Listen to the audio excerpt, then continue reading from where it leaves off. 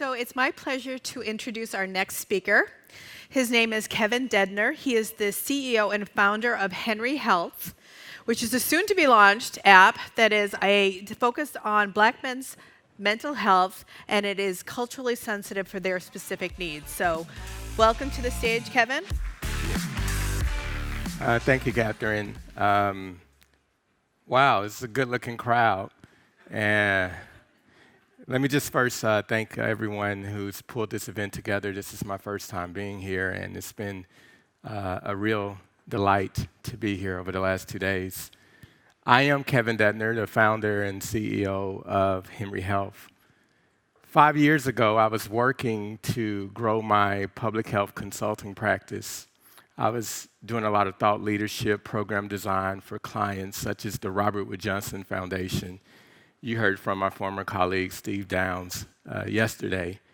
Steve made a very compelling argument about how fast our world is changing, and yet our bodies are unable to keep up with that change. And that stuck with me throughout the evening as I was reflecting on the day. But 5 years ago, I was really doing a lot of thought leadership, so I lived in a really cerebral frame of mind, thinking, analyzing everything that happened in my life.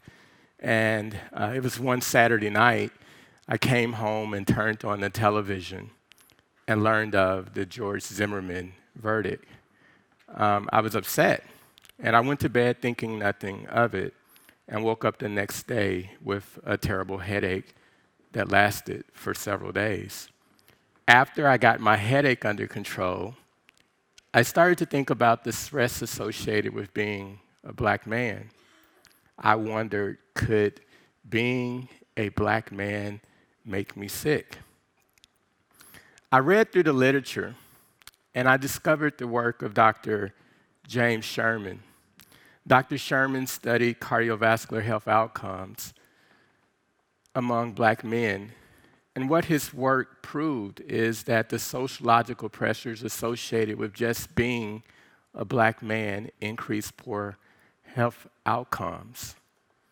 What became clear to me is that unmanaged stress and untreated mental health issues are silent killers of Black men.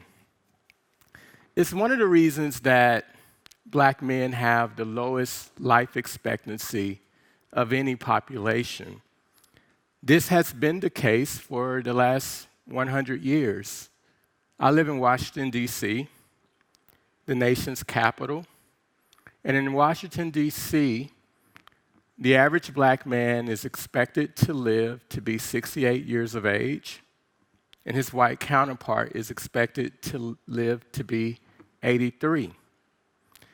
Even when you add the controls of higher education, higher income, and even when you remove gun violence, life expectancy does not increase for Black men. You see, stress can be a good thing. It's one of the reasons that many of you woke up early today to exercise. But prolonged stress starts to negatively impact your body, and it makes you susceptible to disease. I submit to you that there is something happening in the day-to-day life experiences of Black men, a weight that we carry that negatively impacts our emotional health and ultimately impacts our physical health and well-being. Dr. Sherman coined the term John Henryism. And many of you probably have heard the story of John Henry. You maybe even watched a cartoon with your children. John Henry is an American folktale, and John Henry is known for his strength and how strong he was. He worked on the railroad. And when the steam-powered hammer was introduced, John Henry was challenged to a competition with the machine. John Henry beat the machine, but he later died from a heart attack and stress. Now, there's actually a debate about whether or not John Henry really did exist, but it really doesn't matter if he did or if he didn't, because his story is true. It is the story of Black men in America. That's why I joined with my co-founder, Oliver, and founded Henry Health. And what I didn't say, that I should have said a few slides ago, is that after I came to this understanding about stress, unmanaged stress, and untreated mental health issues, my life got a little bit out of control. And I fell into a period of depression. And I saw 3 therapists before I could actually find a therapist who understood me. And as I was rebuilding my life is when Oliver reached out to me and said, hey, would you be interested in doing something in digital health? And that's how Henry Health was formed. At Henry Health, we recognize that Black men are having a unique experience and one size doesn't fit all. We provide daily motivational messages to men, engaging them and building a sense of community. And we help them make better decisions about things like diet and physical activity. Our approach to care is based on what we know works in public health. In addition to providing therapy, we promote a total construct of wellness. The average person is only in therapy for about 6 months. So as people transition out of therapy, our aim is to be there and to support them throughout life, promoting total wellness. The history of health disparities is well documented. One of my favorite intellectual leaders is Dr. Du Bois, and Dr. Du Bois published a work in 1900 where he first made it very clear, looking at insurance data, that there was no difference with us biologically, right? And we've talked about health disparities a great deal since this conference convened. But the good news is there have been some significant policy changes to support digital health and teletherapy. But the most important takeaway that I want to leave with all of you all, and you're aware of it, perhaps someone has already pointed it out and perhaps someone hasn't, but there is a major culture shift taking place in this country right now about how we view mental health. Every day, a celebrity is coming forward, talking about their struggles with anxiety and depression. But listen, awareness isn't enough. The industry needs personalized, accessible treatment for everybody, and there is no time to waste. Most premature deaths are due to chronic illnesses in the later years of life. And if you think about your loved ones who've gone on, it will make sense to you. Chronic illnesses may be presumably postponed by simple lifestyle changes, what we've been talking about the last few days. Lifestyle changes have the potential to move the markers and may modify the age of infirmity. Simply said, if we can help people make better daily decisions, we will improve their quality of life and they will live much longer.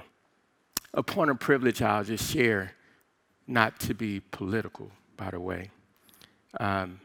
The other day I was thinking about Joe Biden running for president. Joe Biden is 76 years old, guys. And then I thought about our current president who will be running for re-election. He's 72 years of age. I know I don't look like it, but I'm from Arkansas. I come from a sturdy stock of men who worked on a farm, chopped cotton, trumped trailers, laid pipes in the rice field, baled hay. And so most of the men that I've known to reach that age, when they got to be that age, they could barely move around, like literally. And so it goes back to this life, the quality of life. And I love this slide because it shows how we really want to help people to live. Essentially, we want people to just be living, having a great time, and then they die.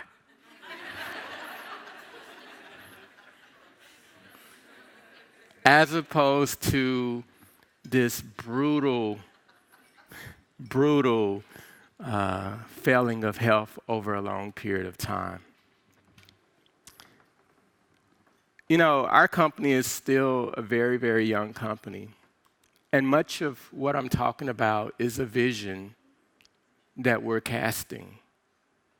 And in addition to being a technology company, as someone with a background in public health, I feel a need to sound an alarm and to raise the awareness about the low life expectancy of Black men. We are a part of Startup Health, which is the world's largest digital health accelerator. And Startup Health jumps to this theme that they call moonshots, literally based on the idea of going to the moon. How crazy of an idea that must have been, right? When people said they were going to the moon. And so we were asked to set a moonshot, and our moonshot is to increase the life expectancy of Black men by 10 years within the next 25 years. And so as you leave and you remember things that I've said and you go back and you design amazing things and do amazing things, I invite you, as even Steve mentioned yesterday, in your work, to think about how you can infuse health and also this notion and this idea of the disparities to help us improve the life expectancy of Black men. I appreciate your attention. You've been a kind audience. Thank you very much.